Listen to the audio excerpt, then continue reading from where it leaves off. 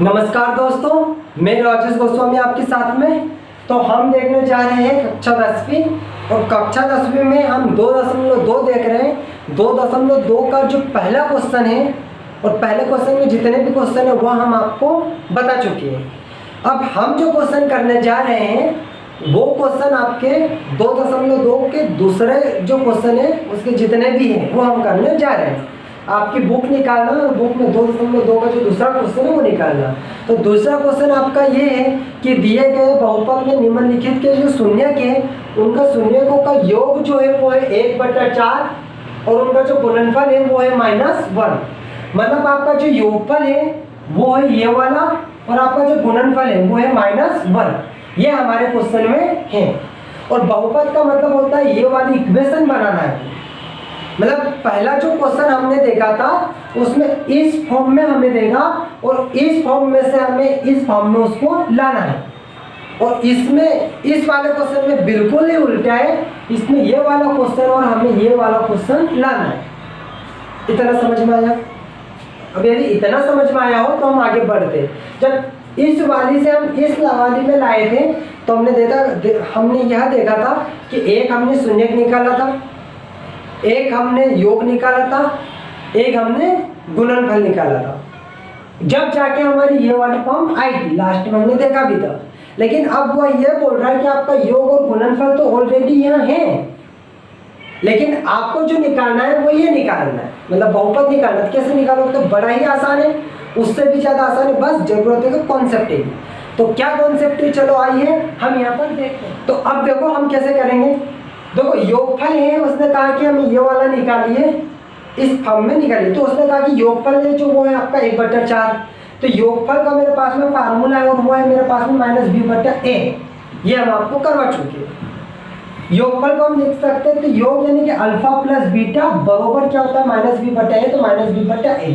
तो ये वाला मान मुझे क्या दिया है, मतलब इसका योगफल का जो मान है मुझे क्या दे रखा है क्वेश्चन में। तो मैंने ये देखा कि ये दिए मुझे 1 और 4, तो मैं लिखूंगा इसके बराबर होगा 1/4 1/4। ये वाला मुझे समझ में आया, अल्फा प्लस बीटा है। तो मैंने ये देखा कि सर यहाँ पे ये तो समझ में आ रहा है कि यहाँ पर b है, तो ये समझ में आया कि b का मान कितना है 1 है। यदि यहाँ पे ऑलरेडी माइनस है तो मैं ये क्या बोल सकता हूँ कि ये प्लस का ही होगा। क्या होगा? प्लस का। यदि ये -1 होता कुछ इस प्रकार से तो हम इसमें कुछ बातें देखते, लेकिन अभी हमें सिंपल तरीके से उसने कहा कि 1/4 है। तो जमाने के लिए मुझे एक तो a का मान चाहिए, एक b का चाहिए और एक c का मान चाहिए। ये तीनों मान मुझे चाहिए, जब जाके मैं आंसर निकाल सकता हूँ।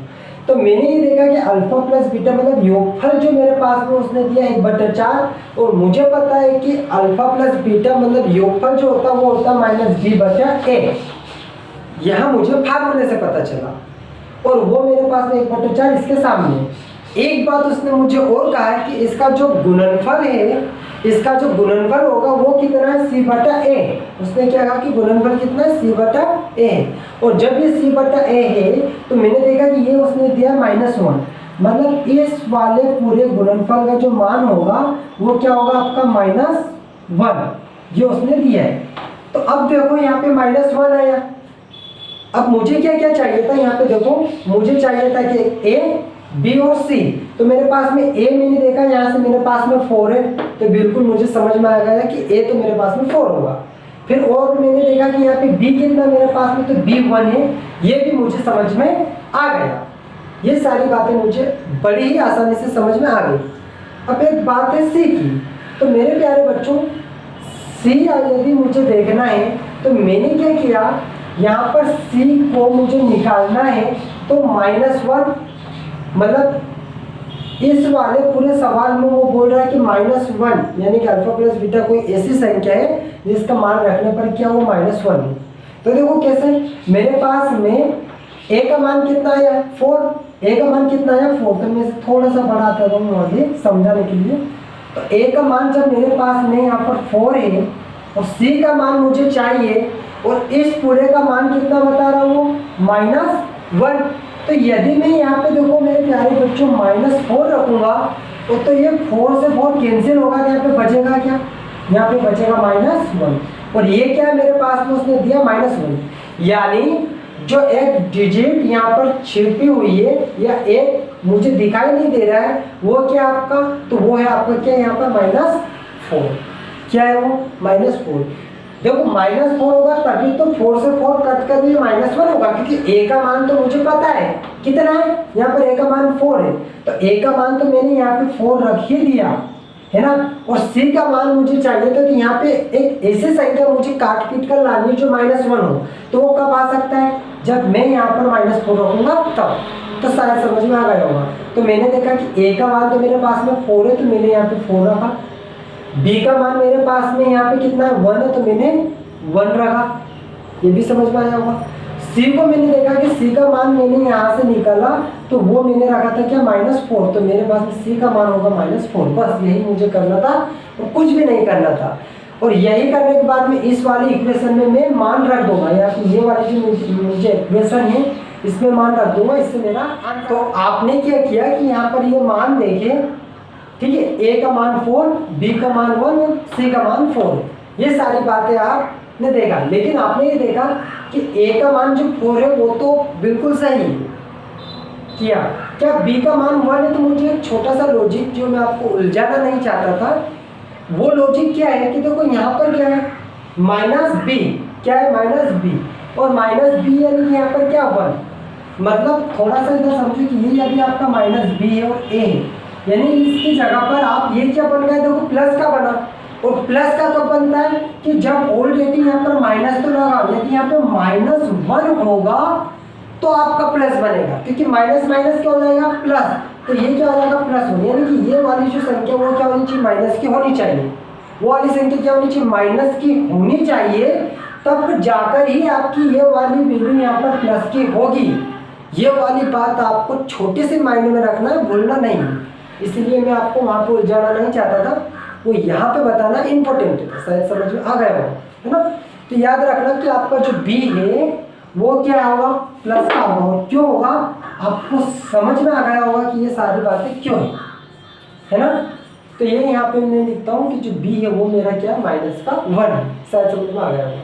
तो अब मुझे इस वाली इक्वेशन में जैसा कि अभी बताया उसका मान रखना है, तो वो कैसे रखना, तो मैं यहाँ पे बताता हूँ। वो लिखा मैंने ax² + bx, फिर क्या प्लस बस मान रखना है। a का मान कितना है 4, तो मैं यहाँ पे लिखूंगा 4x² + b का मान कितना है तो -1, तो यहाँ पे प्लस को हटाकर मैं -1 है, मतलब x लिखने की जरूरत ही नहीं है, यहाँ पर 1 जो है मेरा लिखने की जरूरत नहीं है क्योंकि ऑलरेडी होता है। c, और c कितना मेरे पास में, यहाँ पे तो c मैंने देखा वो मेरे पास में -4 है, तो यहाँ पे प्लस नहीं आएगा, क्या होगा -4, ये होगा -4। और इन इतनी सारी बात लिखने के बाद में एक यहाँ पे नियतांक लगाना के जो क्या होता है वास्तविक संख्या होती है आपकी, क्या है थोड़ा सा मैं बाद में बताऊंगा, -x और 4। और ये वाला मेरा जो क्वेश्चन है पूरी तरह से हल हो चुका है, इससे आप कर सकते हो। तो इतना नोट कर लीजिए। एक छोटी सी और मेथड है जो मैं आपको बताता हूँ, तो हो सकता है आपको समझ में आ जाएगा, इतना नोट करो। तो अब देखो मैं जो छोटी सी बात बताने जा रहा था वो क्या है, एक इसका फार्मूला होता है। जब ये सारे कॉन्सेप्ट भूल जाते हो तो उस फार्मूले को देख लेना, समझ में आ जाएगा। देखो क्या है, एक मेरे पास में योग और एक मेरे पास में क्या गुणनफल। तो मैंने कहा कि ये जो k है आपको लेके चलना जो नियतांक में चलेगा, है ना।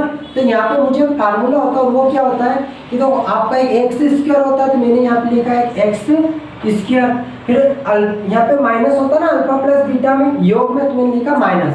और मैंने क्या बोला अभी आपको योग, तो योग क्या आपका अल्फा प्लस बीटा, क्योंकि उसमें एक योग होता है, तो मैंने लिखा यहाँ पे अल्फा प्लस यहाँ पे मैंने लिखा बीटा, और इनमें कितना x का इंटू करना है ना।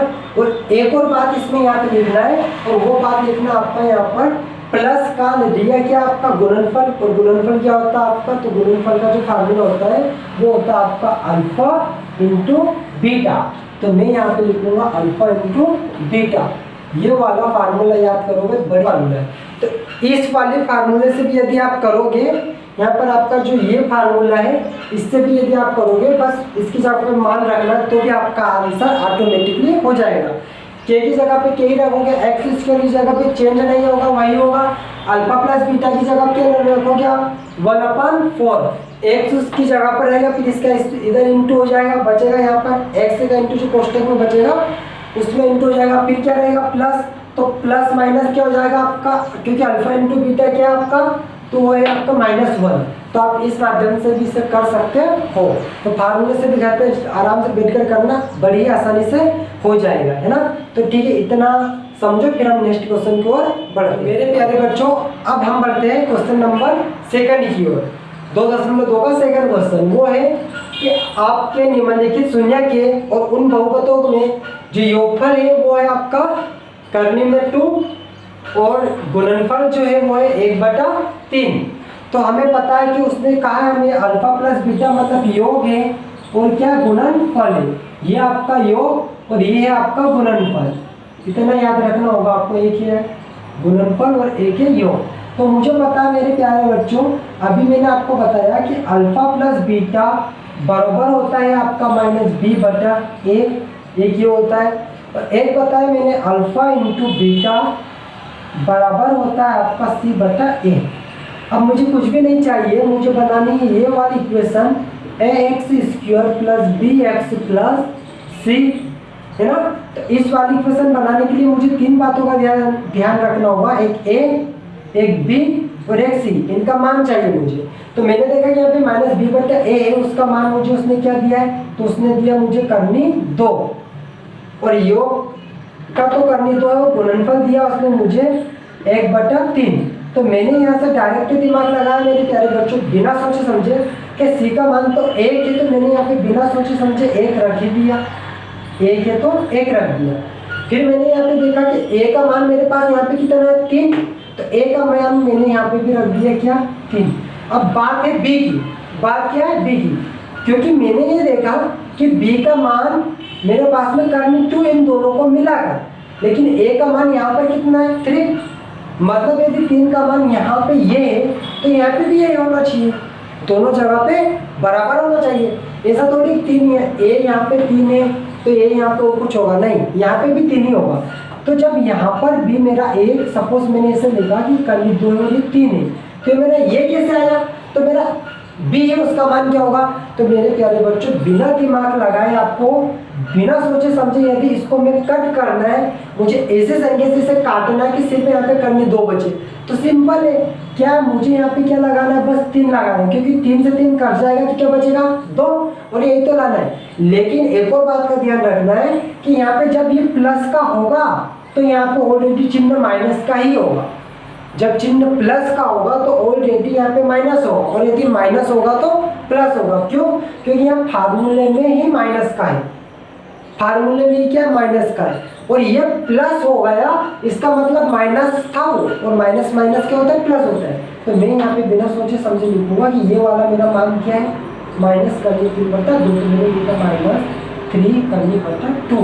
बस इस वाली इक्वेशन का मैं यहाँ पे मान रखता हूँ। तो a है मेरे पास में 3, तो मैंने लिखा 3x², फिर मेरे पास में है माइनस का, b का मान है ये, तो मैंने लिखा 3 करनी 2, और x मेरे पास में मतलब c है मेरे पास में 1, तो मैंने c का मान रख दिया 1। प्लस का होगा तो प्लस का कर दोगे, माइनस का होगा तो माइनस का कर दोगे, ये आपका सवाल सोल्व होगा। जी हाँ, बस कॉन्सेप्ट क्लियर होने चाहिए, आपके जितने भी क्वेश्चन हैं सारे ऑटोमेटिक क्लियर हो जाएंगे।